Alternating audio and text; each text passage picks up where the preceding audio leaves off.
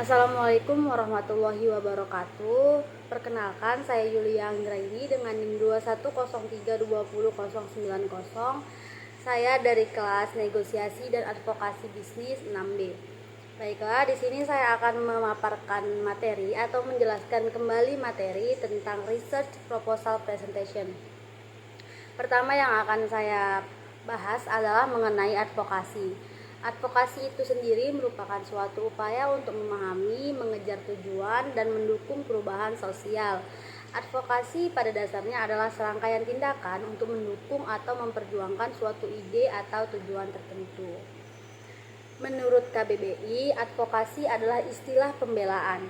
Jadi secara bahasa, advokasi artinya membela. Advokasi juga merupakan suatu upaya atau tindakan yang bertujuan untuk memperjuangkan suatu gagasan, hak, dan atau kepentingan dengan cara menyuarakan, memperjuangkan, dan memengaruhi kebijakan atau opini publik. Selanjutnya, pelaku advokasi. Advokasi bisa dilakukan oleh seseorang, kelompok, atau organisasi dengan syarat mereka paham akan masalah, berkemampuan, dipercaya dan dihormati, peduli sosial kesehatan, tidak melakukan tindakan tercela. Di mana pelaku advokasi itu sendiri diantaranya adalah seorang pakar atau ahli, pejabat yang berwenang, tokoh publik, lembaga swadaya masyarakat, perguruan tinggi, profesi, dan lain sebagainya. Selanjutnya, advokasi ini dia mempunyai beberapa tujuan. Tujuan yang pertama yaitu membentuk pemahaman maupun kesadaran terhadap suatu masalah, mengubah suatu sistem, lembaga, program kebijakan agar responsif pada suatu kebutuhan, menolong suatu kelompok yang ditolak oleh suatu lembaga atau sistem pelayanan, melakukan ketertarikan untuk mengatasi masalah, memberi kepedulian alternatif solusi masalah, dan yang terakhir untuk melakukan tindak lanjut kegiatan. Selain tujuan, advokasi juga memiliki beberapa manfaat. Manfaat advokasi yang pertama itu memungkinkan orang untuk didengar. Advokasi ini memungkinkan individu untuk memiliki suara mereka didengar di ruang publik, menarik perhatian dari politisi, media, dan orang-orang terkenal di seluruh dunia. Dengan mengadvokasi suatu tujuan, individu dapat menyoroti perspektif mereka kepada masyarakat luas dan bertindak sebagai katalis untuk perubahan. Tanpa advokasi, banyak suara akan tetap bungkam. Jika kita tidak memiliki advokat, kita akan kehilangan dukungan kritis untuk banyak isu penting. Advokasi juga mendukung perlindungan hak asasi manusia. Isu yang diadvokasi seringkali didasarkan pada perlindungan hak asasi manusia. Melalui advokasi, masyarakat pada umumnya akan memiliki kesadaran yang lebih besar akan hak-hak mereka dan hak-hak sosial mereka, dan pelanggaran hak-hak yang dihadapi kelompok-kelompok terpinggirkan dalam masyarakat ini. Selanjutnya, advokasi mempengaruhi hukum dan kebijakan. Serupa dengan suara individu yang didengar di ruang publik, advokasi dapat secara langsung mempengaruhi keputusan dalam kebijakan publik. Sebagai komunitas yang mengadvokasi penyebab atau masalah tertentu, para politisi dan pembuat hukum akan menjadi semakin sadar akan isu-isu tersebut dan dapat mempertimbangkan untuk memasukkan perspektif para advokat ke dalam hukum atau kebijakan formal. Advokasi memungkinkan orang untuk lebih memahami satu sama lain. Bergantung pada keberhasilan dan jangkauan upaya advokasi, selebritas besar, pengusaha terkenal, dan dermawan dapat dipengaruhi oleh promosi tujuan tertentu di dalam masyarakat. Penjangkauan tersebut akan memungkinkan individu berpengaruh untuk membuat pernyataan publik tentang isu-isu tersebut dan dapat membantu untuk mengubah status masyarakat dan memberlakukan perubahan yang lebih besar dan bermakna. Manfaat yang selanjutnya, advokasi mempromosikan pemecahan masalah dan partisipasi. Semua upaya advokasi membutuhkan komunitas dan kelompok untuk bersama-sama bekerja sama dan memecahkan suatu masalah. Dari pengorganisasian logistik, upaya advokasi hingga pengorganisasian protes publik, masyarakat akan membutuhkan keterampilan koordinasi untuk memastikan kelancaran fasilitas upaya advokasi. Advokasi juga menyoroti sumber daya dan layanan yang tersedia. Meskipun advokasi bekerja untuk memperjuangkan Assalamualaikum warahmatullahi wabarakatuh. Saya Yulia Anggraini dengan NIM 2103200900. Saya dari kelas negosiasi dan advokasi bisnis 6B. Baik, di sini saya akan menjelaskan atau memaparkan kembali materi tentang studi kelayakan bisnis. Studi kelayakan bisnis menurut Umar merupakan penelitian terhadap rencana bisnis yang tidak hanya menganalisis layak atau tidak layak bisnis dibangun, tetapi juga saat dioperasikan secara rutin dalam jangka pencapaian keuntungan yang maksimal untuk waktu yang tidak ditentukan. Selain itu, menurut Kasmir dan Jakfar, studi kelayakan bisnis adalah suatu kegiatan yang mempelajari secara mendalam tentang suatu usaha atau bisnis yang akan dijalankan dalam rangka menentukan layak atau tidak usaha tersebut dijalankan. Selain itu, menurut Kasmir dan Jakfar juga pada tahun 2012, studi kelayakan usaha adalah suatu kegiatan yang mempelajari secara mendalam tentang suatu usaha atau usaha yang akan dijalankan untuk menentukan dijalankan atau tidaknya usaha tersebut. Studi kelayakan adalah analisis tentang seberapa sukses suatu proyek dapat diselesaikan, memperhitungkan faktor-faktor yang mempengaruhinya seperti faktor ekonomi, teknologi, hukum, dan penjadwalan. Manajer proyek menggunakan studi kelayakan untuk menentukan potensi hasil positif dan negatif dari suatu proyek sebelum menginvestasikan banyak waktu dan uang ke dalamnya. Ini dikutip dari Investopedia tahun 2017. Adapun tujuan dilakukan studi kelayakan bisnis adalah untuk mengetahui apakah ide bisnis tersebut dapat dilaksanakan. Jika ide bisnis ditemukan layak, rencana bisnis dapat disusun untuk mendapatkan dukungan keuangan. Ini menurut Witch-Notes tahun 2017. Definisi lain juga dikemukakan di reference pada tahun 2017. Tujuan dari studi kelayakan adalah untuk menganalisis proposal bisnis untuk menentukan apakah proyek tersebut layak dan apakah harus ditindaklanjuti. Menentukan apakah suatu bisnis layak sebelum didirikan mencegahnya seorang investor dari membuang-buang uang dan waktu untuk usaha bisnis yang gagal. Ada 5 tujuan perlunya dilakukan studi kelayakan menurut Kasmir dan Jakfar pada tahun 2003. Yang pertama, untuk menghindari resiko kerugian. Ini jelas dilakukan agar mengatasi resiko kerugian di masa yang akan datang. Ada semacam kondisi kepastian. Kondisi ini ada yang dapat diramalkan akan terjadi atau memang dengan sendirinya terjadi tanpa dapat diramalkan. Selanjutnya, memudahkan perencanaan. Jika kita sudah dapat meramalkan apa yang akan terjadi di masa yang akan datang, maka akan mempermudah kita dalam melakukan perencanaan dan hal-hal apa saja yang perlu direncanakan. Perencanaan tersebut meliputi berapa jumlah dana yang diperlukan, kapan usaha akan dijalankan, di mana lokasi usaha akan dibangun, siapa yang akan melaksanakan, bagaimana cara melaksanakannya, berapa besar keuntungan yang akan diperoleh, dan yang terakhir bagaimana cara mengatasinya jika terjadi penyimpangan. Yang ketiga, memudahkan pelaksana pekerjaan. Dengan adanya berbagai rencana yang sudah disusun akan sangat memudahkan pelaksanaan usaha. Para pelaksana yang mengerjakan bisnis tersebut telah memiliki pedoman yang harus diikuti. Pedoman tersebut pula telah disusun secara sistematis, sehingga usaha yang dilaksanakan dapat tepat sasaran dan sesuai dengan rencana yang sudah disusun. Yang keempat, memudahkan pengawasan. Dengan telah dilaksanakannya suatu usaha sesuai dengan rencana yang sudah disusun, maka akan memudahkan kita untuk melakukan pengawasan terhadap jalannya usaha. Pengawasan ini juga perlu dilakukan agar tidak melenceng dari rencana yang telah kita susun. Yang kelima, memudahkan pengendalian. Apabila dalam pelaksanaan pekerjaan telah dilakukan pengawasan, maka jika terjadi penyimpangan akan mudah terdeteksi, sehingga dapat dilakukan pengendalian atas penyimpangan tersebut. Tujuan pengendalian adalah untuk mengendalikan pelaksanaan agar tidak melenceng dari rel yang sesungguhnya, sehingga pada akhirnya tujuan perusahaan akan tercapai. Assalamualaikum warahmatullahi wabarakatuh. Saya Yulia Anggraini dengan NIM 2103200900. Saya dari kelas negosiasi dan advokasi bisnis 6B. Baik, di sini saya akan menjelaskan atau memaparkan kembali materi tentang studi kelayakan bisnis. Studi kelayakan bisnis menurut Umar merupakan penelitian terhadap rencana bisnis yang tidak hanya menganalisis layak atau tidak layak bisnis dibangun, tetapi juga saat dioperasikan secara rutin dalam jangka pencapaian keuntungan yang maksimal untuk waktu yang tidak ditentukan.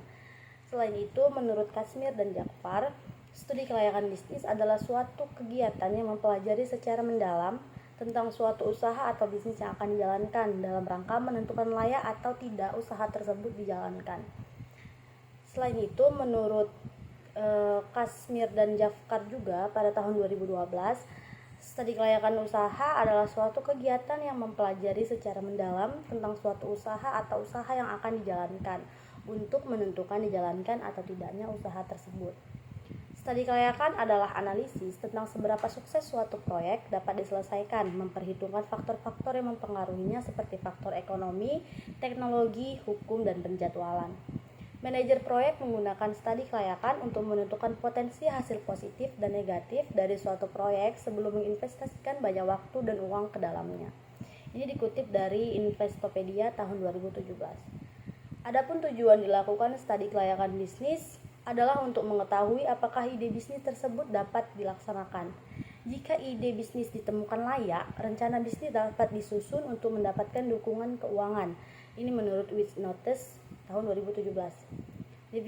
Definisi lain juga dikemukakan di reference pada tahun 2017. Tujuan dari studi kelayakan adalah untuk menganalisis proposal bisnis untuk menentukan apakah proyek tersebut layak dan apakah harus ditindaklanjuti. Menentukan apakah suatu bisnis layak sebelum didirikan mencegahnya seorang investor dari membuang-buang uang dan waktu untuk usaha bisnis yang gagal.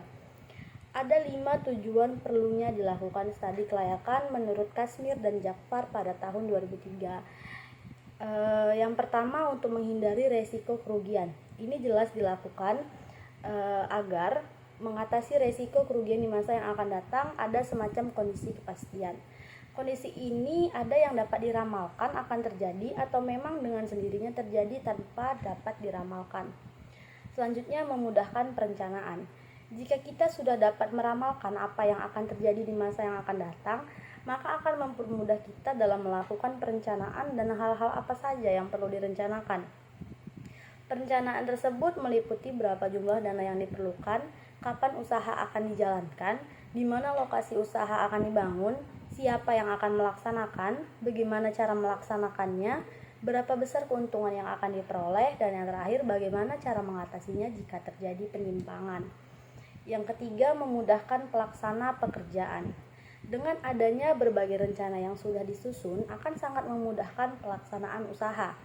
Para pelaksana yang mengerjakan bisnis tersebut telah memiliki pedoman yang harus diikuti. Pedoman tersebut pula telah disusun secara sistematis, sehingga usaha yang dilaksanakan dapat tepat sasaran dan sesuai dengan rencana yang sudah disusun. Yang keempat, memudahkan pengawasan. Dengan telah dilaksanakannya suatu usaha sesuai dengan rencana yang sudah disusun, maka akan memudahkan kita untuk melakukan pengawasan terhadap jalannya usaha. Pengawasan ini juga perlu dilakukan agar tidak melenceng dari rencana yang telah kita susun. Yang kelima, memudahkan pengendalian. Apabila dalam pelaksanaan pekerjaan telah dilakukan pengawasan, maka jika terjadi penyimpangan akan mudah terdeteksi, sehingga dapat dilakukan pengendalian atas penyimpangan tersebut. Tujuan pengendalian adalah untuk mengendalikan pelaksanaan agar tidak melenceng dari rel yang sesungguhnya, sehingga pada akhirnya tujuan perusahaan akan tercapai.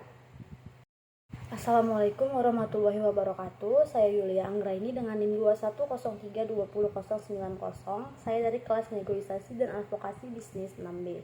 Baik, di sini saya akan menjelaskan atau memaparkan kembali materi tentang studi kelayakan bisnis.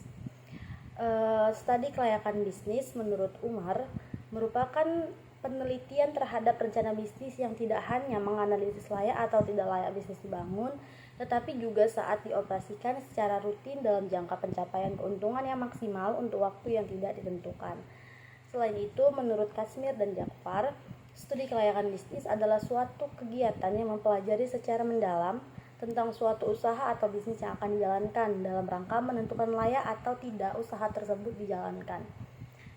Selain itu, menurut Kasmir dan Jafkar juga pada tahun 2012, studi kelayakan usaha adalah suatu kegiatan yang mempelajari secara mendalam tentang suatu usaha atau usaha yang akan dijalankan untuk menentukan dijalankan atau tidaknya usaha tersebut.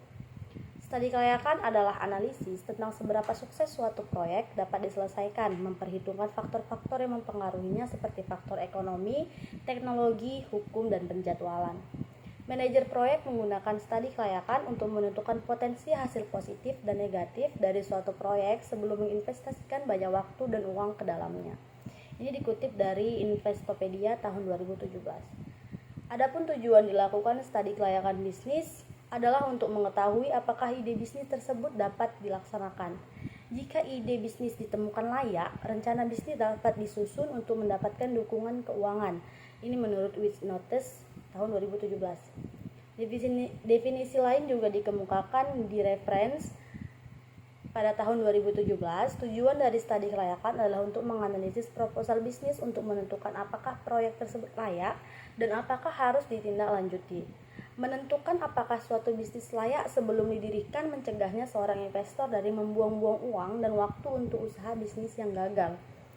Ada 5 tujuan perlunya dilakukan studi kelayakan menurut Kashmir dan Jafar pada tahun 2003. Yang pertama, untuk menghindari resiko kerugian. Ini jelas dilakukan agar mengatasi resiko kerugian di masa yang akan datang. Ada semacam kondisi kepastian.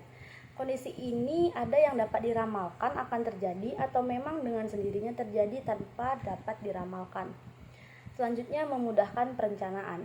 Jika kita sudah dapat meramalkan apa yang akan terjadi di masa yang akan datang, maka akan mempermudah kita dalam melakukan perencanaan dan hal-hal apa saja yang perlu direncanakan. Perencanaan tersebut meliputi berapa jumlah dana yang diperlukan, kapan usaha akan dijalankan, di mana lokasi usaha akan dibangun, siapa yang akan melaksanakan, bagaimana cara melaksanakannya, berapa besar keuntungan yang akan diperoleh, dan yang terakhir bagaimana cara mengatasinya jika terjadi penyimpangan. Yang ketiga, memudahkan pelaksana pekerjaan. Dengan adanya berbagai rencana yang sudah disusun akan sangat memudahkan pelaksanaan usaha. Para pelaksana yang mengerjakan bisnis tersebut telah memiliki pedoman yang harus diikuti. Pedoman tersebut pula telah disusun secara sistematis, sehingga usaha yang dilaksanakan dapat tepat sasaran dan sesuai dengan rencana yang sudah disusun. Yang keempat, memudahkan pengawasan. Dengan telah dilaksanakannya suatu usaha sesuai dengan rencana yang sudah disusun, maka akan memudahkan kita untuk melakukan pengawasan terhadap jalannya usaha. Pengawasan ini juga perlu dilakukan agar tidak melenceng dari rencana yang telah kita susun. Yang kelima, memudahkan pengendalian.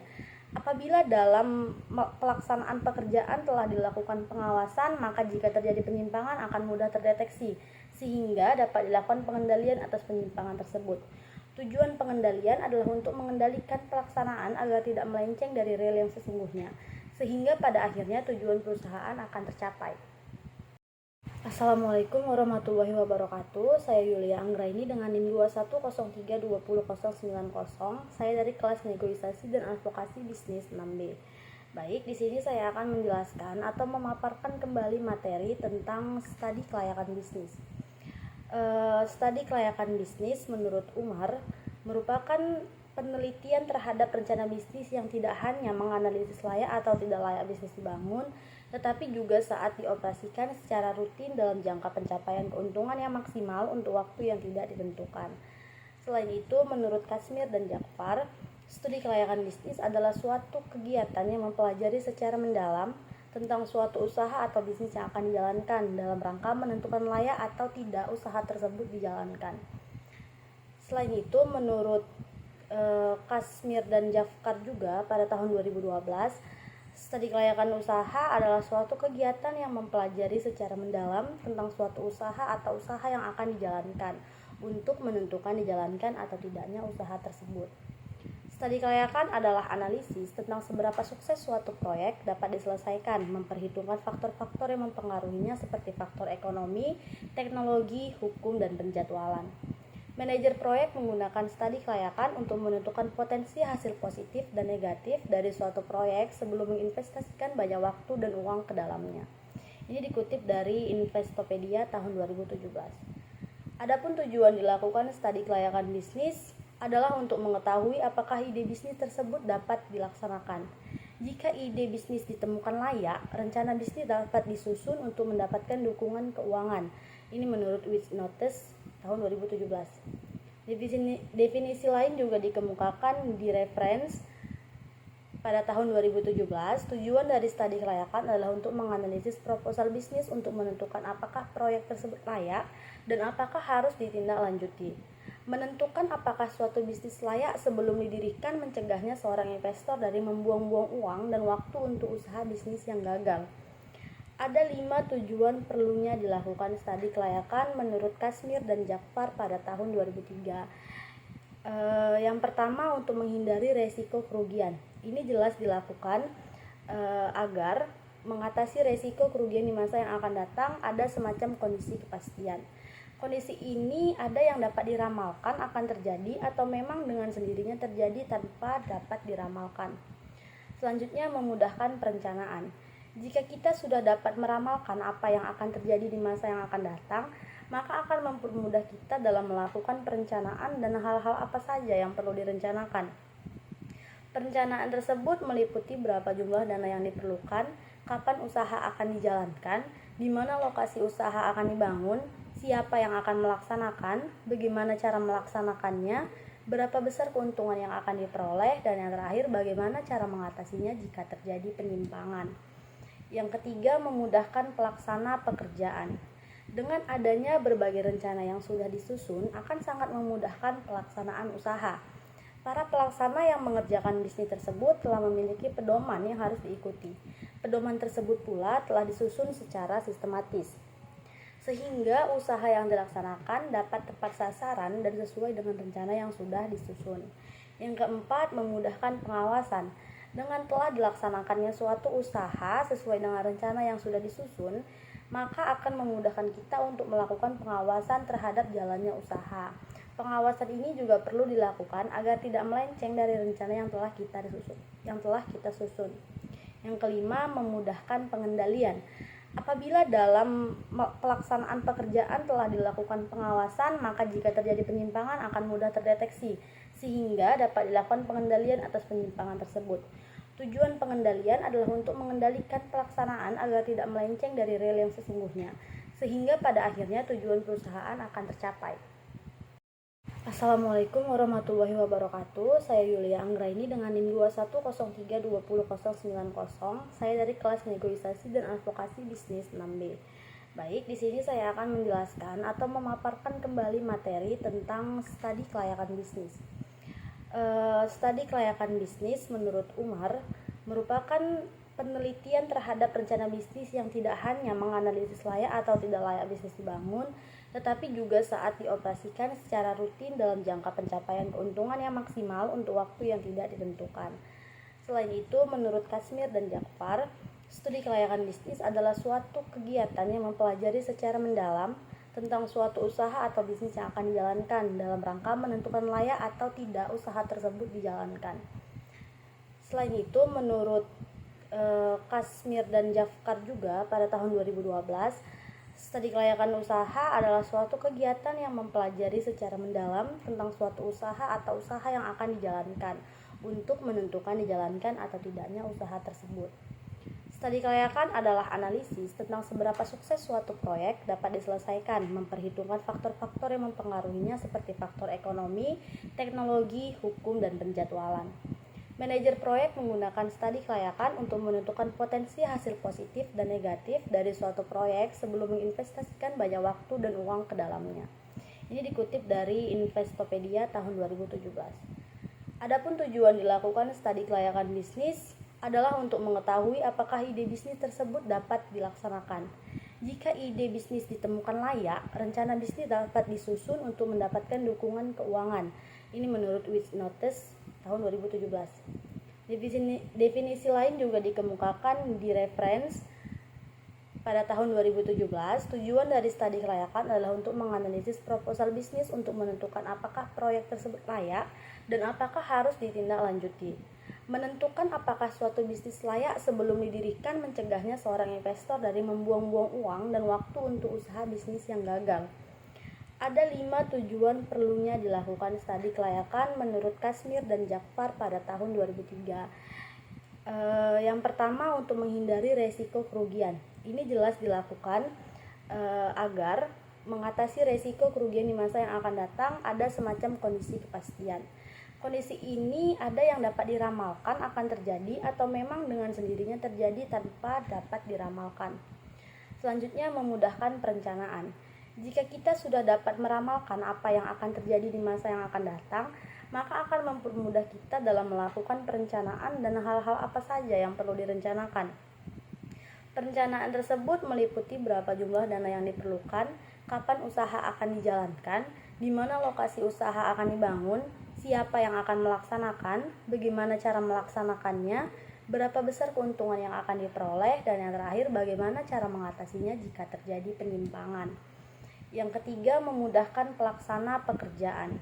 Dengan adanya berbagai rencana yang sudah disusun akan sangat memudahkan pelaksanaan usaha. Para pelaksana yang mengerjakan bisnis tersebut telah memiliki pedoman yang harus diikuti. Pedoman tersebut pula telah disusun secara sistematis, sehingga usaha yang dilaksanakan dapat tepat sasaran dan sesuai dengan rencana yang sudah disusun. Yang keempat, memudahkan pengawasan. Dengan telah dilaksanakannya suatu usaha sesuai dengan rencana yang sudah disusun, maka akan memudahkan kita untuk melakukan pengawasan terhadap jalannya usaha. Pengawasan ini juga perlu dilakukan agar tidak melenceng dari rencana yang telah kita susun. Yang kelima, memudahkan pengendalian. Apabila dalam pelaksanaan pekerjaan telah dilakukan pengawasan, maka jika terjadi penyimpangan akan mudah terdeteksi, sehingga dapat dilakukan pengendalian atas penyimpangan tersebut. Tujuan pengendalian adalah untuk mengendalikan pelaksanaan agar tidak melenceng dari rel yang sesungguhnya, sehingga pada akhirnya tujuan perusahaan akan tercapai. Assalamualaikum warahmatullahi wabarakatuh. Saya Yulia Anggraini dengan NIM 2103200090. Saya dari kelas negosiasi dan advokasi bisnis 6B. Baik, di sini saya akan menjelaskan atau memaparkan kembali materi tentang studi kelayakan bisnis. Studi kelayakan bisnis menurut Umar merupakan penelitian terhadap rencana bisnis yang tidak hanya menganalisis layak atau tidak layak bisnis dibangun, tetapi juga saat dioperasikan secara rutin dalam jangka pencapaian keuntungan yang maksimal untuk waktu yang tidak ditentukan. Selain itu, menurut Kasmir dan Jafar, studi kelayakan bisnis adalah suatu kegiatan yang mempelajari secara mendalam tentang suatu usaha atau bisnis yang akan dijalankan dalam rangka menentukan layak atau tidak usaha tersebut dijalankan.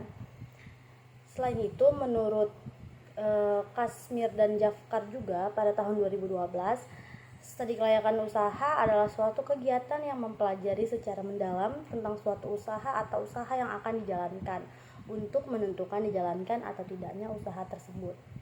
Studi kelayakan adalah analisis tentang seberapa sukses suatu proyek dapat diselesaikan, memperhitungkan faktor-faktor yang mempengaruhinya seperti faktor ekonomi, teknologi, hukum, dan penjadwalan.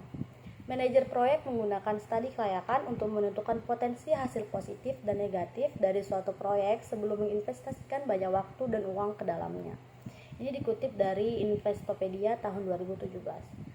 Adapun tujuan dilakukan studi kelayakan bisnis adalah untuk mengetahui apakah ide bisnis tersebut dapat dilaksanakan.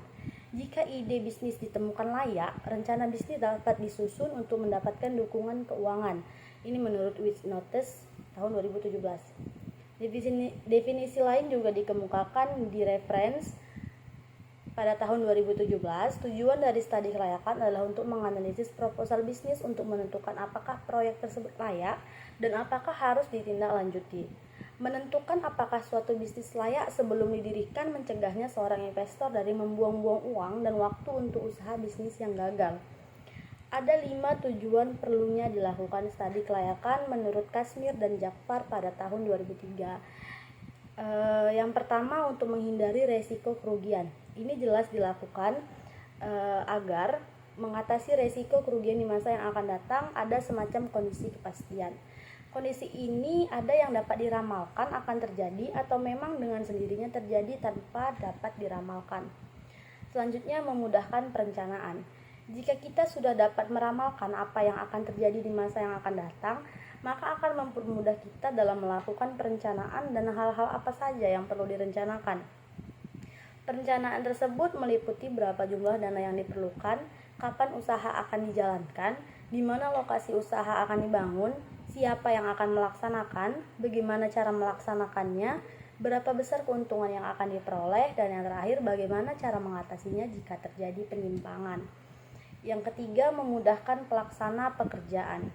Dengan adanya berbagai rencana yang sudah disusun akan sangat memudahkan pelaksanaan usaha. Para pelaksana yang mengerjakan bisnis tersebut telah memiliki pedoman yang harus diikuti. Pedoman tersebut pula telah disusun secara sistematis, sehingga usaha yang dilaksanakan dapat tepat sasaran dan sesuai dengan rencana yang sudah disusun. Yang keempat, memudahkan pengawasan. Dengan telah dilaksanakannya suatu usaha sesuai dengan rencana yang sudah disusun, maka akan memudahkan kita untuk melakukan pengawasan terhadap jalannya usaha. Pengawasan ini juga perlu dilakukan agar tidak melenceng dari rencana yang telah kita susun. Yang kelima, memudahkan pengendalian. Apabila dalam pelaksanaan pekerjaan telah dilakukan pengawasan, maka jika terjadi penyimpangan akan mudah terdeteksi, sehingga dapat dilakukan pengendalian atas penyimpangan tersebut. Tujuan pengendalian adalah untuk mengendalikan pelaksanaan agar tidak melenceng dari rel yang sesungguhnya, sehingga pada akhirnya tujuan perusahaan akan tercapai. Assalamualaikum warahmatullahi wabarakatuh. Saya Yulia Anggraini dengan NIM 2103200090. Saya dari kelas negosiasi dan advokasi bisnis 6B. Baik, di sini saya akan menjelaskan atau memaparkan kembali materi tentang studi kelayakan bisnis. Studi kelayakan bisnis menurut Umar merupakan penelitian terhadap rencana bisnis yang tidak hanya menganalisis layak atau tidak layak bisnis dibangun, tetapi juga saat dioperasikan secara rutin dalam jangka pencapaian keuntungan yang maksimal untuk waktu yang tidak ditentukan. Selain itu, menurut Kasmir dan Jakfar, studi kelayakan bisnis adalah suatu kegiatan yang mempelajari secara mendalam tentang suatu usaha atau bisnis yang akan dijalankan dalam rangka menentukan layak atau tidak usaha tersebut dijalankan. Selain itu, menurut Kasmir dan Jakfar juga pada tahun 2012, studi kelayakan usaha adalah suatu kegiatan yang mempelajari secara mendalam tentang suatu usaha atau usaha yang akan dijalankan untuk menentukan dijalankan atau tidaknya usaha tersebut. Studi kelayakan adalah analisis tentang seberapa sukses suatu proyek dapat diselesaikan, memperhitungkan faktor-faktor yang mempengaruhinya seperti faktor ekonomi, teknologi, hukum, dan penjadwalan. Manajer proyek menggunakan studi kelayakan untuk menentukan potensi hasil positif dan negatif dari suatu proyek sebelum menginvestasikan banyak waktu dan uang ke dalamnya. Ini dikutip dari Investopedia tahun 2017. Adapun tujuan dilakukan studi kelayakan bisnis adalah untuk mengetahui apakah ide bisnis tersebut dapat dilaksanakan. Jika ide bisnis ditemukan layak, rencana bisnis dapat disusun untuk mendapatkan dukungan keuangan. Ini menurut Which Notice tahun 2017. Definisi lain juga dikemukakan di reference pada tahun 2017. Tujuan dari studi kelayakan adalah untuk menganalisis proposal bisnis untuk menentukan apakah proyek tersebut layak dan apakah harus ditindaklanjuti. Menentukan apakah suatu bisnis layak sebelum didirikan mencegahnya seorang investor dari membuang-buang uang dan waktu untuk usaha bisnis yang gagal. Ada 5 tujuan perlunya dilakukan studi kelayakan menurut Kasmir dan Jakfar pada tahun 2003. Yang pertama, untuk menghindari resiko kerugian. Ini jelas dilakukan agar mengatasi resiko kerugian di masa yang akan datang. Ada semacam kondisi kepastian. Kondisi ini ada yang dapat diramalkan akan terjadi atau memang dengan sendirinya terjadi tanpa dapat diramalkan. Selanjutnya, memudahkan perencanaan. Jika kita sudah dapat meramalkan apa yang akan terjadi di masa yang akan datang, maka akan mempermudah kita dalam melakukan perencanaan dan hal-hal apa saja yang perlu direncanakan. Perencanaan tersebut meliputi berapa jumlah dana yang diperlukan, kapan usaha akan dijalankan, di mana lokasi usaha akan dibangun, siapa yang akan melaksanakan, bagaimana cara melaksanakannya, berapa besar keuntungan yang akan diperoleh, dan yang terakhir bagaimana cara mengatasinya jika terjadi penyimpangan. Yang ketiga, memudahkan pelaksana pekerjaan. Dengan adanya berbagai rencana yang sudah disusun akan sangat memudahkan pelaksanaan usaha. Para pelaksana yang mengerjakan bisnis tersebut telah memiliki pedoman yang harus diikuti. Pedoman tersebut pula telah disusun secara sistematis, sehingga usaha yang dilaksanakan dapat tepat sasaran dan sesuai dengan rencana yang sudah disusun. Yang keempat, memudahkan pengawasan. Dengan telah dilaksanakannya suatu usaha sesuai dengan rencana yang sudah disusun, maka akan memudahkan kita untuk melakukan pengawasan terhadap jalannya usaha.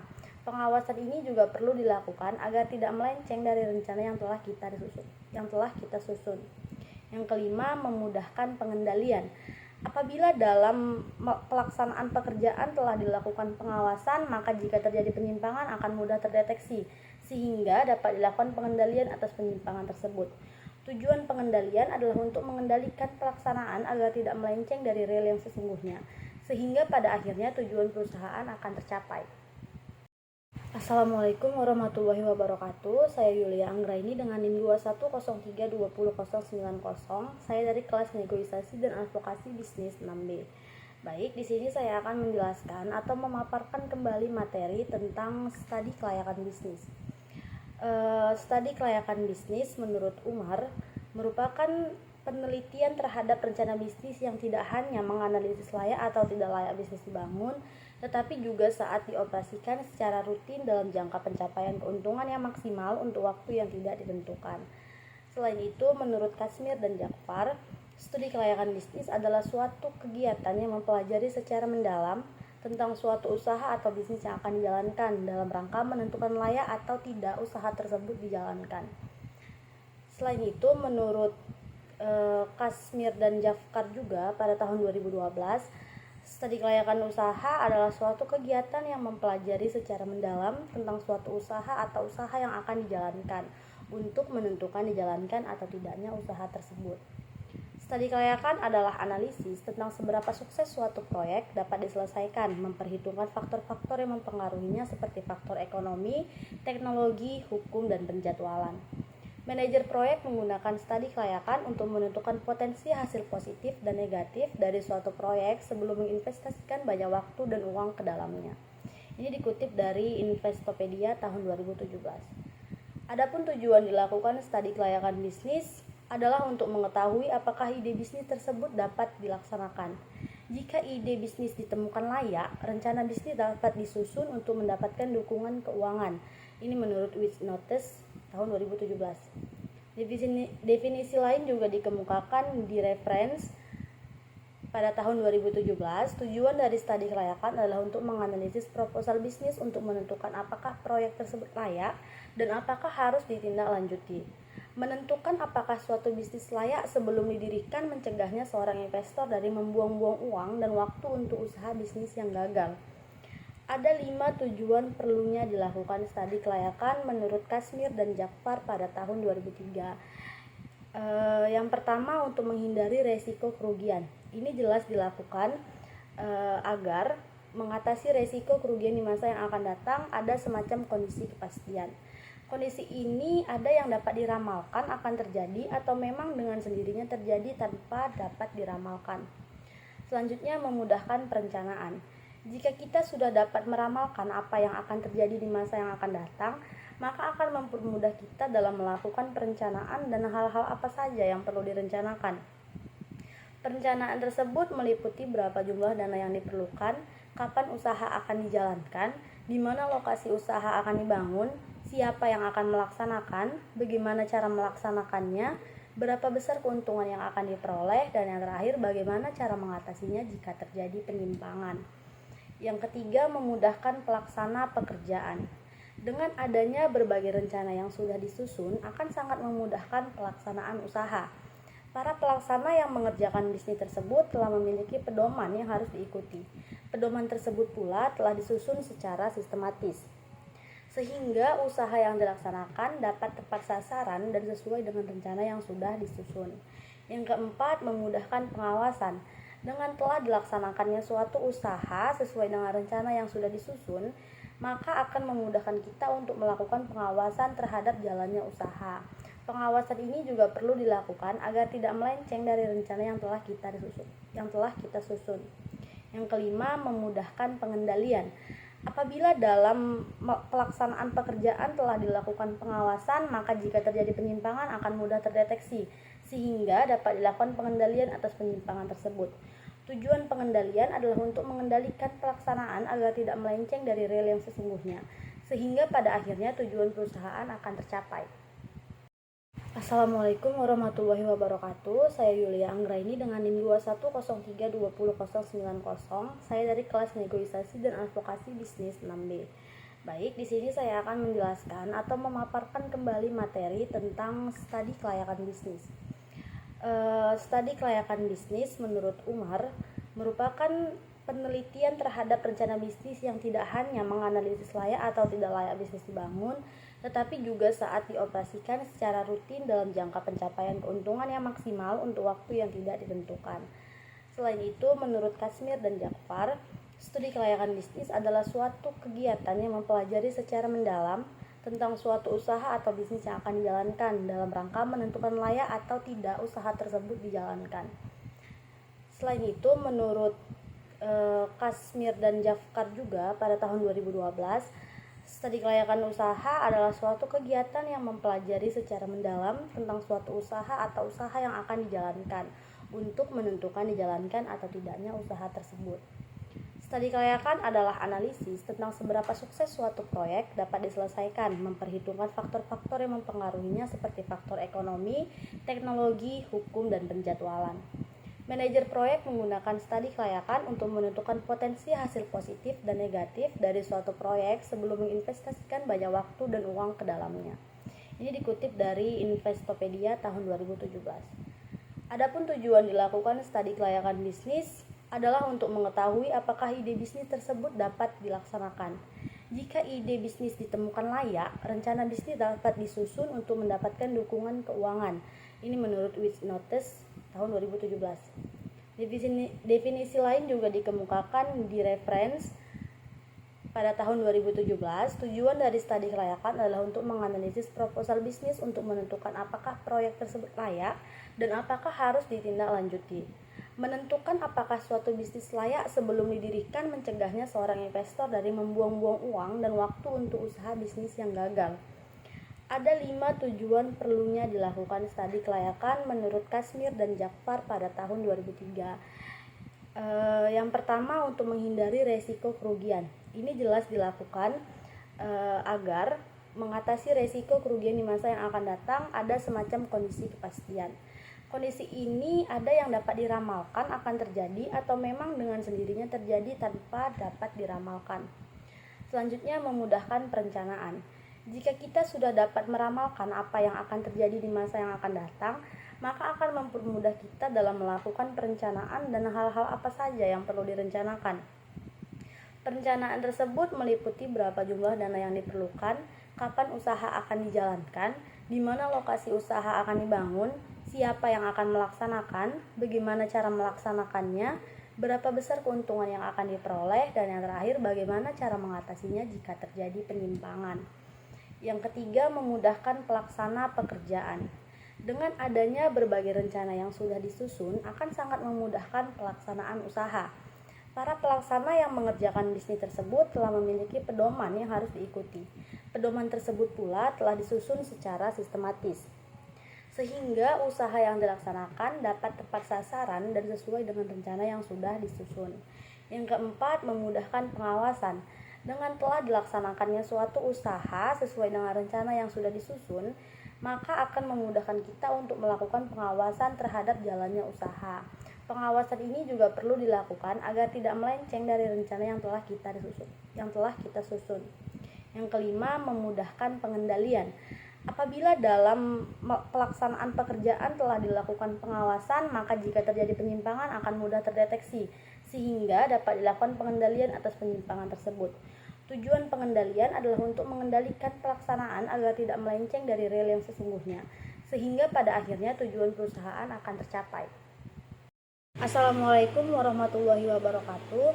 Saya Yulia Anggraini dengan NIM 2103200090 dari kelas negosiasi dan advokasi bisnis 6B.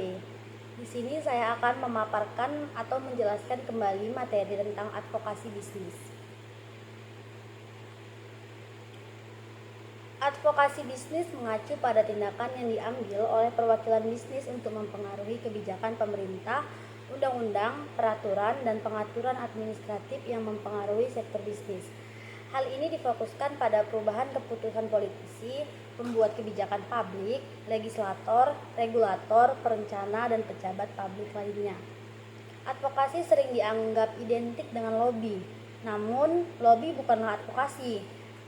Pelobian biasanya mengacu pada tindakan satu perusahaan besar atau kumpulan perusahaan besar dengan kepentingan sempit yang dirancang untuk mengubah keputusan pemerintah demi keuntungan mereka sendiri. Advokasi bisnis melibatkan representasi kepentingan komunitas bisnis yang lebih luas. Meskipun advokasi dunia usaha masih dapat fokus pada permasalahan tertentu, misalnya meningkatkan administrasi izin ekspor, menyederhanakan inspeksi pabrik. Namun, advokasi ini tidak berupaya untuk mempengaruhi perubahan ketika beberapa perusahaan mempunyai keunggulan dibandingkan perusahaan lainnya. Organisasi perwakilan bisnis biasanya terlibat dalam advokasi bisnis. Organisasi-organisasi ini biasanya terdiri dari anggota, yaitu individu yang memiliki atau mengelola suatu bisnis, atau anggota bisnis, atau anggota perusahaan yang lebih besar. Para anggota ini membayar sejumlah biaya dan berpartisipasi dalam aktivitas dan tata kelola organisasi. Hal ini mencakup kamar dagang atau industri, asosiasi, atau dewan bisnis, misalnya dewan ekspor dan dewan sektoral. Organisasi pengusaha atau badan tertinggi yang terdiri dari berbagai organisasi bisnis. Organisasi perwakilan bisnis di mana bertindak sebagai perantara utama antara pemerintah dan komunitas politis. Mereka mengidentifikasi hambatan dan kendala dalam lingkungan bisnis, merumuskan proposal kebijakan untuk perubahan, mengadvokasi undang-undang dan peraturan yang ramah bisnis, dan yang dapat saya paparkan. Wabillahi taufiq wal hidayah. Wassalamualaikum warahmatullahi wabarakatuh.